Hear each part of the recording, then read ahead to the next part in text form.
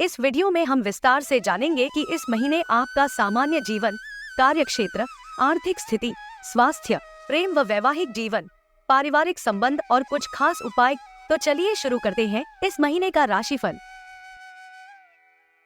धनु राशि, सैजिटेरियस। सामान्य जीवन।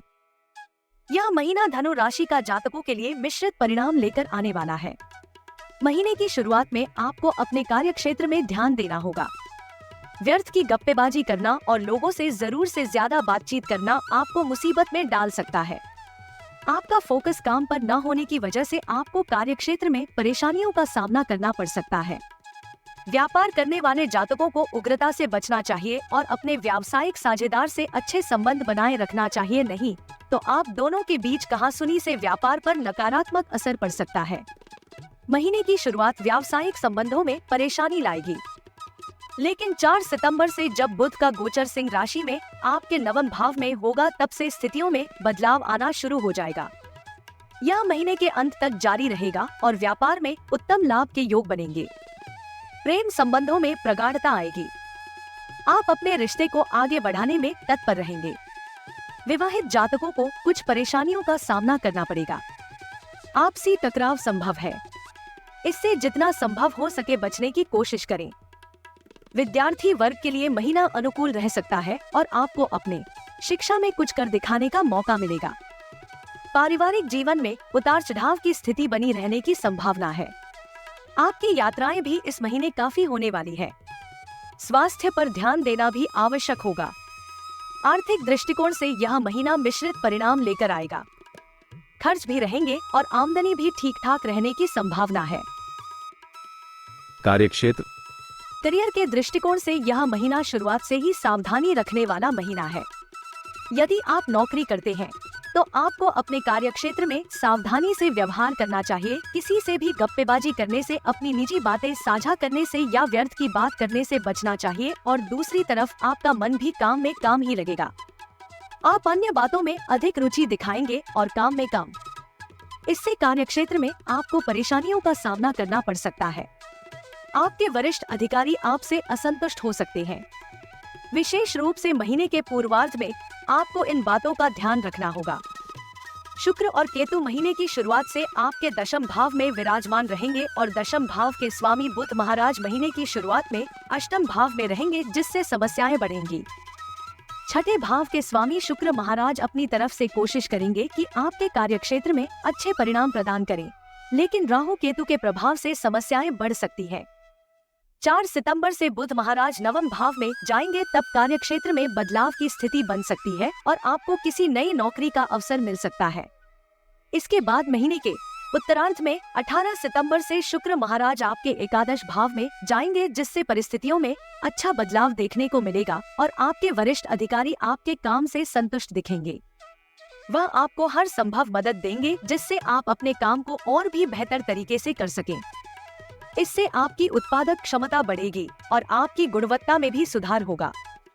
आपके काम की गुणवत्ता बढ़ने से न केवल आपके संस्थान को लाभ होगा, बल्कि आपको भी महीने के उत्तरार्ध में कोई अच्छी उपलब्धि प्राप्त हो सकती है। व्यापार करने वाले जातकों के लिए महीने की शुरुआत कमजोर है।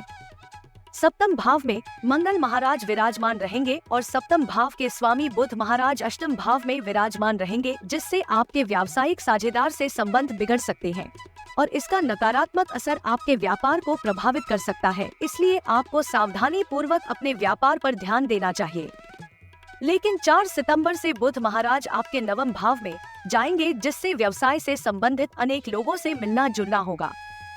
नए संपर्क स्थापित होंगे। व्यवसाय से संबंधित यात्राएं में भी होंगी और उनसे आपको अच्छे परिणाम मिलने शुरू हो जाएंगे। फिर भी आपको अपने साथ काम करने वाले लोगों से अच्छा व्यवहार करने पर ध्यान देना चाहिए और उनमें से कोई उग्रता दिखाए तो शांति और धैर्य से कम लेकर ही समय व्यतीत करना ठीक होगा। आर्थिक स्थिति। यदि आपकी आर्थिक स्थिति को देखा जाए तो यह महीना मिश्रित परिणाम लेकर आने वाला है। इस महीने आपकी आमदनी और आपके खर्च दोनों ही बढ़े रहेंगे। छठे भाव में बैठे बृहस्पति महाराज आपके खर्चों को बढ़ाते रहेंगे। आपके पास किसी न किसी वजह से खर्च करने की स्थिति बनेगी। इसकी अतिरिक्त शनि महाराज भी वक्री अवस्था में तीसरे भाव में बैठकर द्वादश भाव को देखेंगे और खर्चों को बढ़ा सकते हैं। किसी के स्वास्थ्य पर भी खर्च हो सकता है। आप अपने भाई बहनों की भी आर्थिक मदद कर सकते हैं, जिससे कुछ धन की आवश्यकता आपको पड़ेगी। लेकिन महीने के उत्तरार्ध में 18 सितंबर से शुक्र एकादश भाव के स्वामी होकर एकादश भाव में विराजमान रहेंगे और आपकी आर्थिक स्थिति में इजाफा करना शुरू कर देंगे। इधर बुध भी 23 सितंबर से दशम भाव में होंगे और सूर्य भी महीने के पूर्वार्ध में नवम भाव में अपनी ही राशि सिंह में और उत्तरार्ध में दशम भाव में होकर आर्थिक स्थिति को मजबूत बनाने में पूरी सहायता करेंगे, जिससे आपकी आर्थिक स्थिति सुधर जाएगी और समस्याओं में कमी आएगी। आप शेयर बाजार को लेकर बहुत ज्यादा रिस्क लेने के प्रयास में रहेंगे, इसलिए कोई बड़ा दांव खेलने से पहले 100 बार सोच लेना बेहतर होगा। स्वास्थ्य। यह महीना स्वास्थ्य के दृष्टिकोण से थोड़ा ध्यान रखने वाला ही होगा, क्योंकि राशि स्वामी बृहस्पति स्वयं पूरे महीने छठे भाव में विराजमान रहेंगे, जो कि रोग का भाव भी है। ऐसे में आपको वास जनित पदार्थ से बचना चाहिए। कोलेस्ट्रॉल बढ़ने, मोटापा बढ़ने या पेट से जुड़ी समस्या दे सकती है। वक्री शनि महाराज की दृष्टि भी आपके पंचम भाव पर रहेगी। बृहस्पति छठे भाव में और महीने की शुरुआत में मंगल 7वें और बुध 8वें भाव में रहेंगे। यह समय शारीरिक समस्याओं में बढ़ोतरी कर सकता है। हालांकि महीने के उत्तरार्ध में स्थित पहले के मुकाबले सुधर जाएगी और स्वास्थ्य लाभ होगा, फिर भी आपको बीमारी का खतरा बना रहेगा, क्योंकि राशि स्वामी पीड़ित अवस्था में होंगे। आपको अत्यधिक वसायुक्त पदार्थों के इस्तेमाल से बचना चाहिए। प्रेम व वैवाहिक जीवन। यदि आप किसी प्रेम संबंध में हैं, तो आपके लिए महीना बहुत महत्वपूर्ण साबित होने वाला है। पंचम भाव के स्वामी मंगल महाराज पूरे महीने आपके सप्तम भाव में विराजमान रहेंगे, इसलिए आप अपने प्यार को पाने के लिए सब कुछ करने को तैयार रहेंगे। आप उनसे अपनी शादी का प्रस्ताव भी रख सकते हैं और उनसे हर कीमत पर शादी करना चाहेंगे। इसको लेकर आपको कुछ विरोध का सामना भी करना पड़ेगा, लेकिन आप किसी भी समस्या को बड़ा नहीं मानेंगे और डटे रहेंगे। वक्री शनिदेव की दृष्टि भी आपके पंचम भाव पर रहेगी, जो बीच बीच में आपकी प्रियतम को भी दुखी कर सकती है। लेकिन 18 सितंबर से शुक्र तुला राशि में बैठकर पंचम भाव पर पूर्ण दृष्टि डालेंगे, तो यह समय आपके रिश्ते को प्रेम और जुड़ाव से भर देगा। आप एक दूसरे से अटूट प्रेम महसूस करेंगे और अपने रिश्ते को आगे बढ़ाने के लिए मजबूती से अपना पक्ष रखेंगे, जिसमें आपको सफलता मिल सकती है। विवाहित जातकों के लिए यह महीना शुरुआत में कुछ तनाव बढ़ने वाला हो सकता है।